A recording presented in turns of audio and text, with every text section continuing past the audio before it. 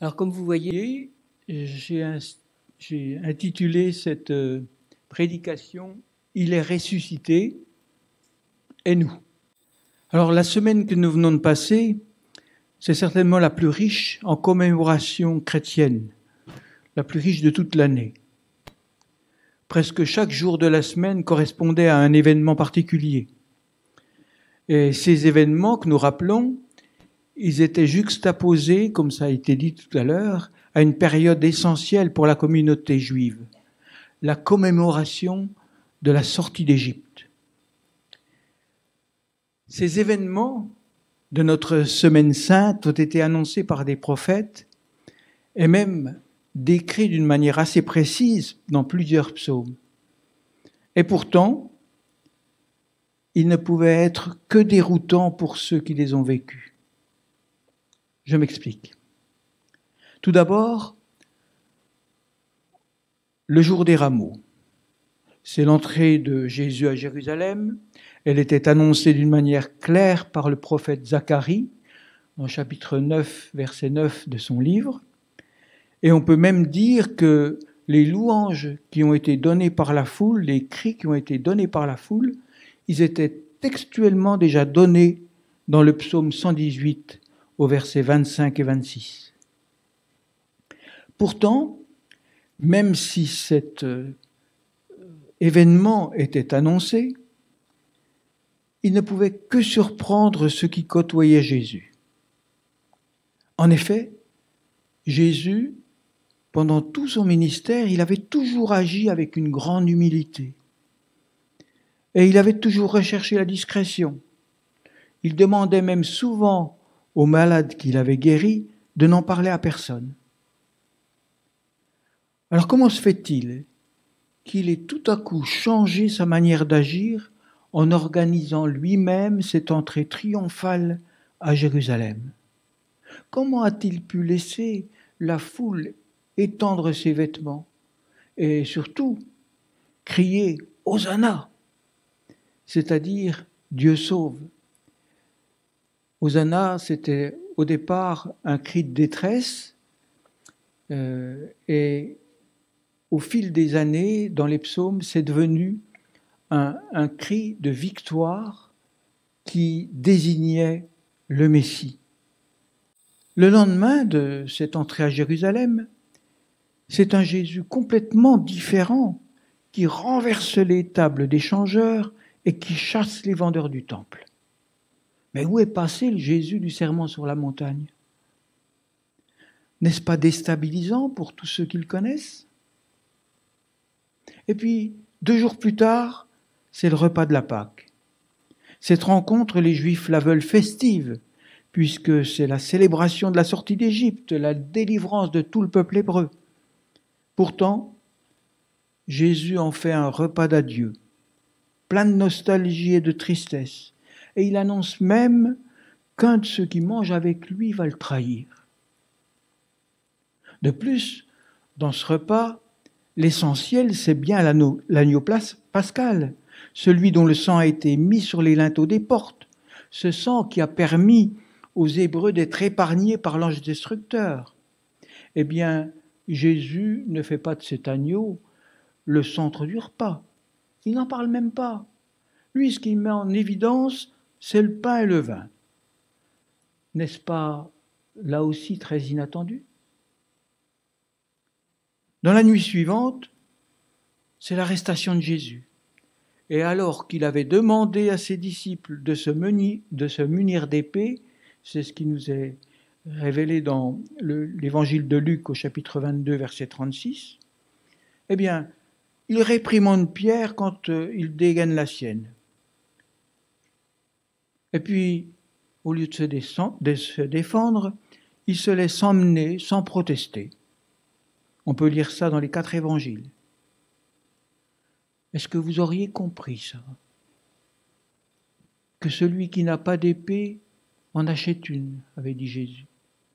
Et quand Pierre sort son épée juste au moment où il fallait la sortir, il lui dit, mais rengaine ton épée. Celui qui se défendra par l'épée mourra par l'épée. C'est un peu déstabilisant tout ça, n'est-ce pas? Et puis alors, ce sont les accusations mensongères avec des faux témoins. Et Jésus les laisse parler.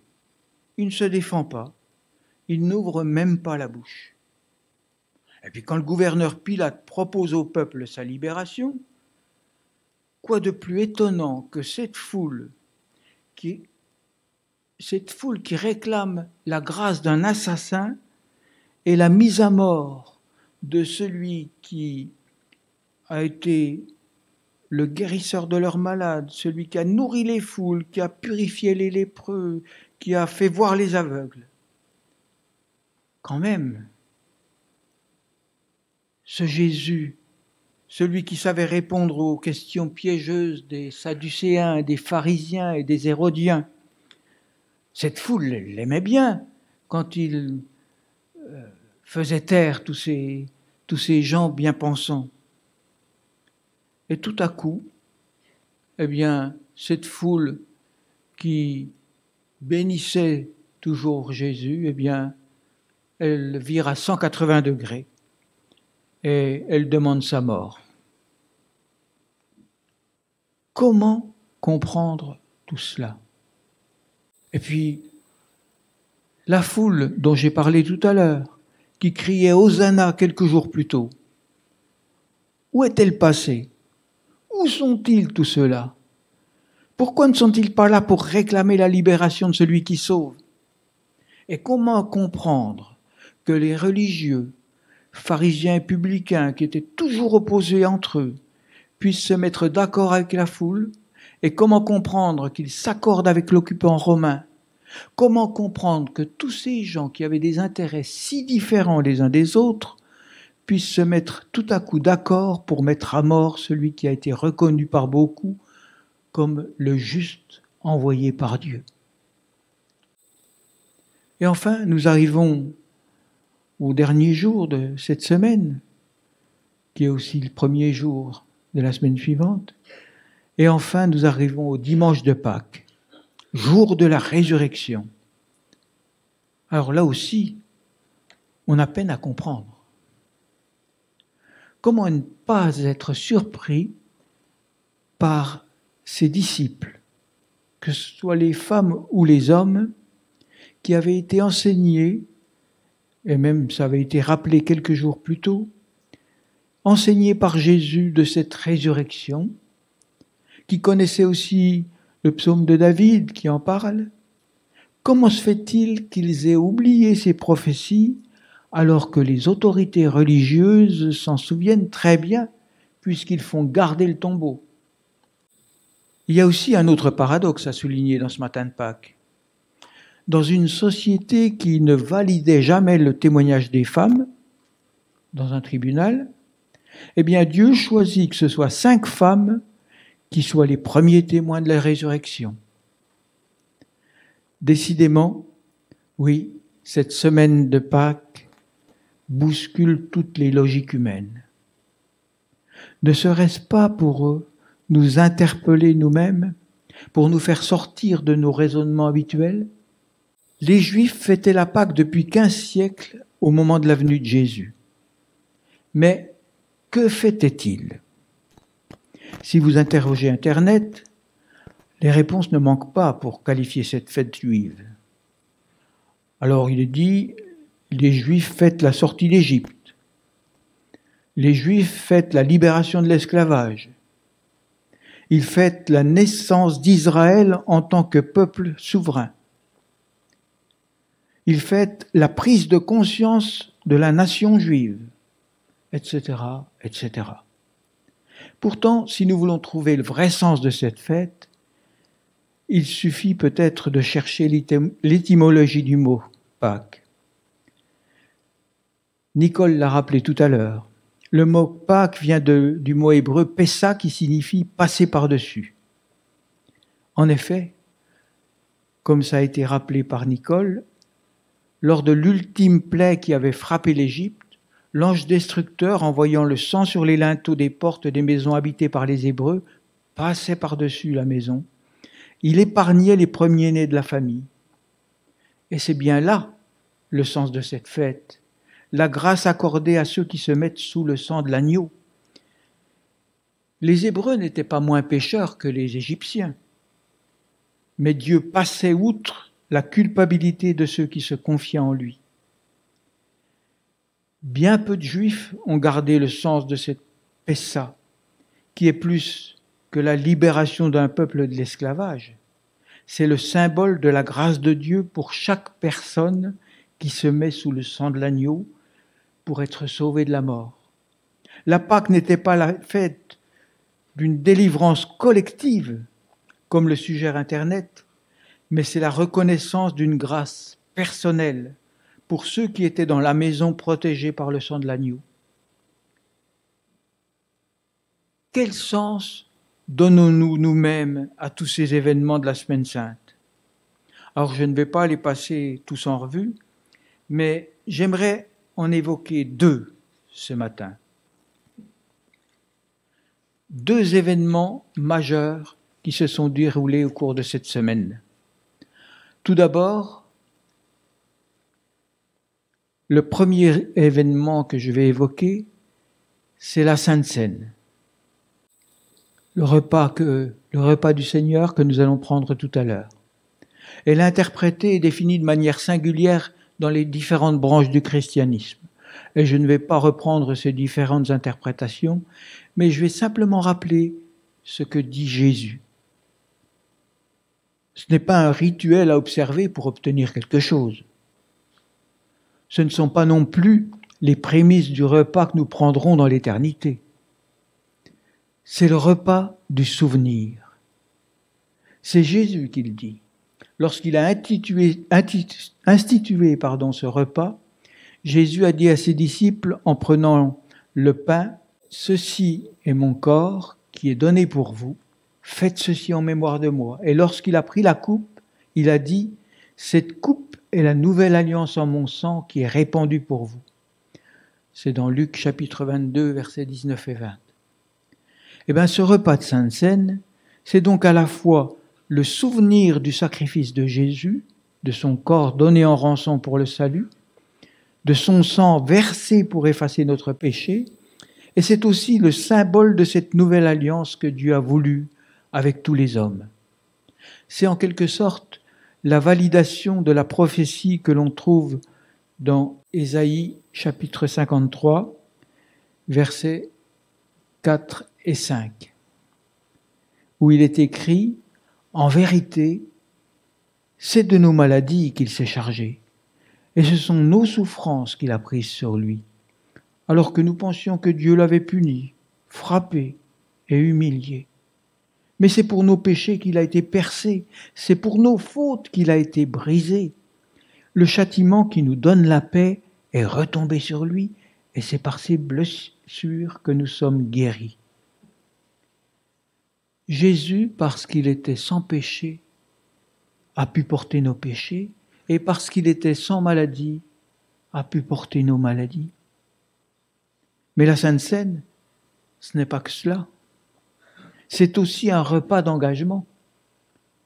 Jésus évoque cet engagement. Dans la phrase que nous avons citée tout à l'heure, il y a un mot prononcé par Jésus que je voudrais souligner. C'est le mot « ceci ». Quand Jésus dit « Ceci est mon corps qui est donné pour vous », et qu'il utilise le même mot pour dire ce que nous devons faire, « Faites ceci en mémoire de moi », est-ce qu'il ne nous invite pas à nous aussi offrir nos corps, nos propres vies? C'est en tout cas ce qu'écrit l'apôtre Paul dans sa lettre aux Romains, au chapitre 12, versets 1 et 2. « Je vous recommande donc, frères et sœurs, à cause de cette immense bonté de Dieu, à lui offrir votre corps comme un sacrifice vivant, saint et qui plaise à Dieu. Ce sera là de votre part un culte raisonnable. Ne prenez pas comme modèle le monde actuel, mais soyez transformés par le renouvellement de votre intelligence pour pouvoir discerner la volonté de Dieu, ce qui est bon, ce qui lui plaît, ce qui est parfait. » Tout est dit. Je n'ose rien ajouter à ce texte. Je pense que chacun peut en ressentir le sens profond. L'apôtre Paul écrit également dans 1 Corinthiens, chapitre 11, verset 27, « Combien il est important de comprendre ces choses. » Il écrit « C'est pourquoi quiconque mangerait le pain ou boirait la coupe du Seigneur d'une manière indigne se rendrait coupable envers le corps et envers le sang du Seigneur. Que chacun donc s'examine sérieusement lui-même et qu'alors il mange de ce pain et boive de cette coupe. Car celui qui mange et boit sans discerner ce qu'est le corps se condamne lui-même en mangeant et en buvant ainsi. » Dans cette traduction, c'est la traduction du Semeur, il est écrit « discerner ce qu'est le corps ». Alors bien sûr, il s'agit de discerner le corps du Christ, le corps qu'il a offert sur la croix. Mais la Sainte Seine, c'est aussi un acte communautaire. Et il s'agit aussi de discerner ce qu'est l'Église, qui est aussi le corps de Christ. Et bien sûr, de discerner ce que sont nos propres corps, temple du Saint-Esprit. Je pense qu'il y a tout cela dans la Sainte Seine. Le deuxième événement que je voulais souligner ce matin, c'est évidemment ce moment extraordinaire de la résurrection de Jésus. Nous pouvons, comme les Juifs, pour Pessa, mettre beaucoup de mots pour qualifier cet événement. En tout cas, pour quelqu'un qui chercherait la raison d'être de cette fête, ce n'est pas dans les étals des grandes surfaces qu'il pourrait lui trouver sa réponse. En voyant les vitrines des magasins, un non-initié pourrait se demander si c'est la fête des poules, des œufs, des lapins, peut-être celle des cloches. En tout cas, certainement celle des chocolatiers, puisque chaque année, les Français consomment environ 15 000 tonnes de chocolat pour cette période de Pâques. Peut-être un peu moins cette année, parce que les prix ont beaucoup augmenté. Peut-être qu'en questionnant les gens dans la rue, on pourrait être mieux renseigné. Eh bien, en 2018, j'avais fait l'essai. J'avais fait un petit sondage auprès des enfants dans les rues de Mandeure.